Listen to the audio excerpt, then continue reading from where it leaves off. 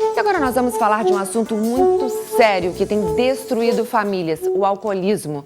Nossa equipe visitou uma reunião dos Alcoólicos Anônimos e mostra que com força de vontade é possível vencer o vício da bebida e voltar a ter uma vida normal e feliz.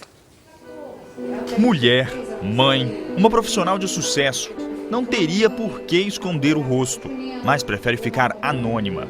São as sombras de um passado difícil de engolir. Aos 14 anos eu ingeri o primeiro gole e achei muito bom. Eu comecei a falar com todo mundo, a rir, a brincar, né, a interagir com as pessoas. Eu achei isso excelente e pensei, da próxima vez vai continuar acontecendo isso. Então eu vou continuar. Minha preferência era cerveja, bem gelada de preferência. Mas se eu tomasse Campari eu ficava embriagada, se eu tomasse uísque eu ficava embriagada e não queria parar. Então não tinha, necessidade de rotular a substância que continha álcool. No início, a cerveja que dava forças para ela vencer a timidez. Os anos se passaram e beber virou uma doença. E o efeito colateral era assustador. Eu ficava alegre e depois eu ficava violenta. Se alguém viesse falar alguma coisa comigo, eu xingava, falava cada coisa. Mas só que as pessoas me contavam no outro dia, eu não sabia. Eu perdia a memória naquela hora, eu não lembrava de nada. Mas essas histórias não começam com anonimato. Muito pelo contrário, começam com festa em bares, mesas rodeadas de amigos ou ainda dentro de casa.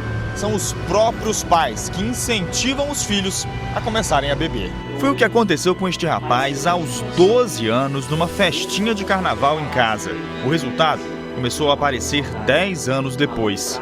A longo prazo, o consumo de álcool me trouxe problemas físicos, pelo uso abusivo, e também a questão do caráter. Com o tempo eu acabo perdendo o caráter, eu acabo fazendo coisas que eu dou aquela velha desculpa de não, eu fiz isso porque eu estou bêbado. Então eu vou perdendo o caráter com o tempo e quando eu vejo eu sou uma pessoa que eu nem quero ser, mas a única opção que eu tenho é ser aquela pessoa, porque eu preciso do álcool. Todas essas pessoas hoje estão livres do álcool. Umas a mais, outras a menos tempo. Conseguiram porque se ajudaram. Entraram para os Alcoólicos Anônimos, uma irmandade que oferece apoio a quem decide deixar o vício. Uma decisão que tem que ser pessoal e definitiva.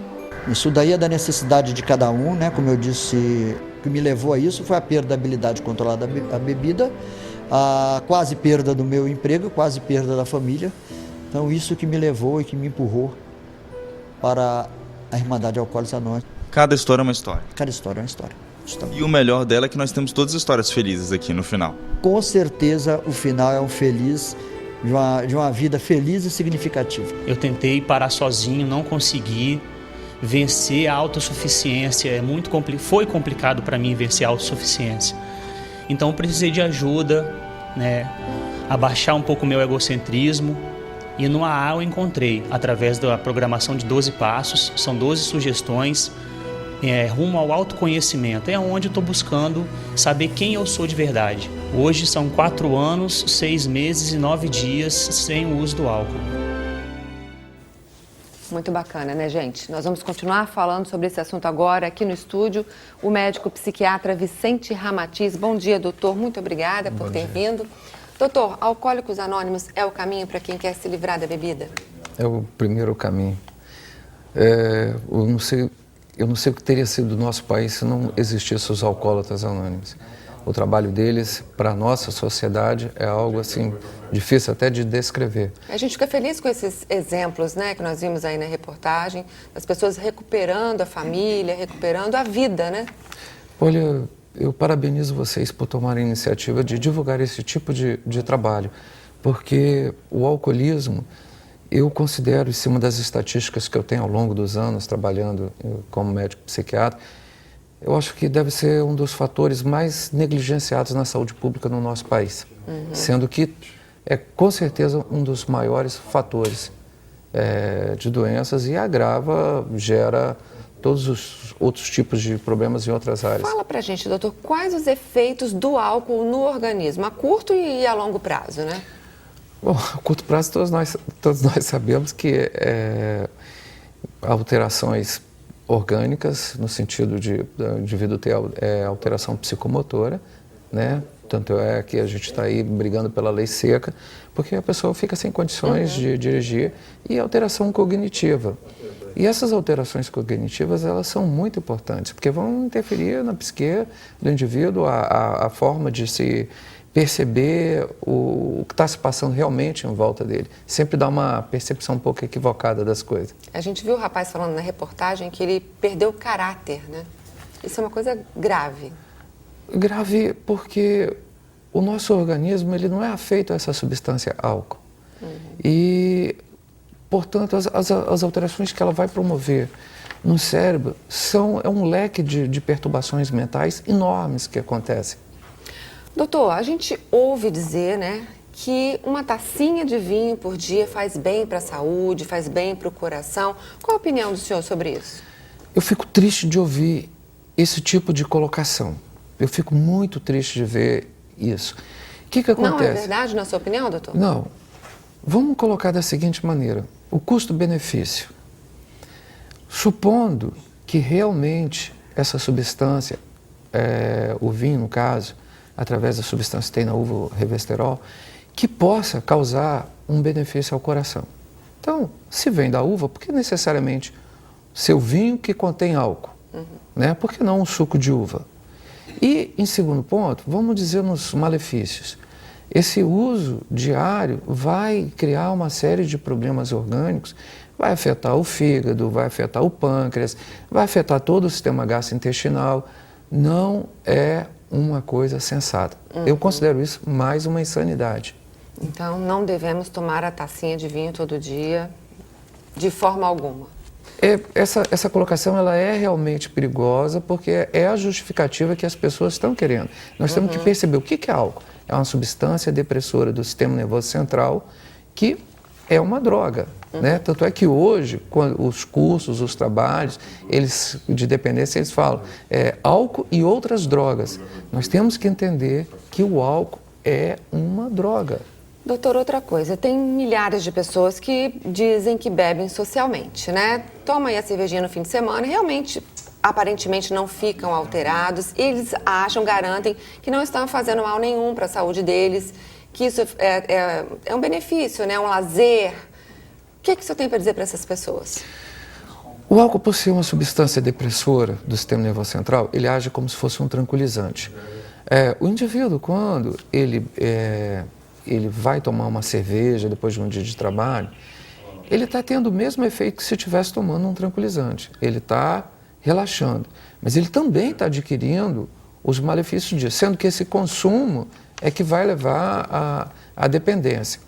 E nós não podemos pensar dessa maneira que isso seja bom. No futuro, nós vamos ter as pessoas pensando nesse flash que a sociedade vive nesse momento voltado ao consumo de álcool e outras drogas, como uma lembrança ruim, assim como nós temos hoje lembranças ruins de outras coisas de séculos passados. Tem que ter um cuidado também com essa história de beber, às vezes até dentro de casa. Nós vimos ali o depoimento do rapaz dizendo que ele teve contato com a bebida em família, numa festinha dentro de casa. E os jovens estão iniciando na bebida cada vez mais cedo, né, doutor? São dois fatores. O primeiro é que os autores estimam que 1 em cada 4 pessoas tem a predisposição a adquirir dependência, alguma forma de dependência. Então, quando um pai está dando uma bebida ao filho, ele está tendo 1/4 de chance de estar empurrando esse filho para um abismo. Está ali começando uma série de problemas na vida de alguém que poderia ser, se não brilhante, pelo menos ter uma vida bastante estável. E quanto aos jovens, infelizmente nós temos essa questão de que toda a publicidade, todo o glamour que se envolve em relação ao consumo de bebida, faz com que os jovens queiram antecipar a sua idade adulta e fizeram disso um ritual. Então nós temos aí os jovens hoje cada vez mais cedo procurando beber. E o álcool pode afetar o desenvolvimento aí dos jovens, dos adolescentes? Nossa, afeta completamente, claro. Aí, vai afetar tanto a parte do crescimento físico como na parte do desenvolvimento mental. Doutor, não podemos esquecer que ele desenvolve depressão. Ah, é verdade. Desencadeia, pelo Muitas menos. pessoas que estão nos ouvindo nesse momento, né? Tem pessoas dependentes aí na família, estão passando por muitas dificuldades, tem famílias destruídas. Que recado o senhor dá para essas pessoas? O cidadão ele precisa desenvolver uma sabedoria própria. Nós temos que lembrar que nós temos instintos de sobrevivência. Esses instintos têm que nos dizer o que é ruim, o que é frio. Da mesma maneira como, quando a gente vai comer, a gente espera a comida esfriar se estiver quente demais, nós temos que pensar também nas substâncias como álcool, que está sendo jogado para o organismo fazendo mal. E quanto a quem já está com um problema, nunca perder a esperança, porque existem tratamentos, existem grupos que se propõem a fazer esse tipo de trabalho e tem sido bem feito. Ok, doutor, eu te agradeço muito. Estou vendo que o senhor trouxe um livro, né? Fala rapidinho aí, esse livro foi escrito pelo senhor. O Armadilha Social é como nós designamos o ato de beber. Quando em casa os pais estão servindo bebida aos filhos ou se embebedando na frente dos filhos, eles estão preparando uma armadilha social. Ok, doutor, lhe agradeço muito por esse alerta contra o álcool, né? Por essa esperança, né? Para as pessoas que estão passando por essa dificuldade em casa. Muito obrigada pela presença do senhor.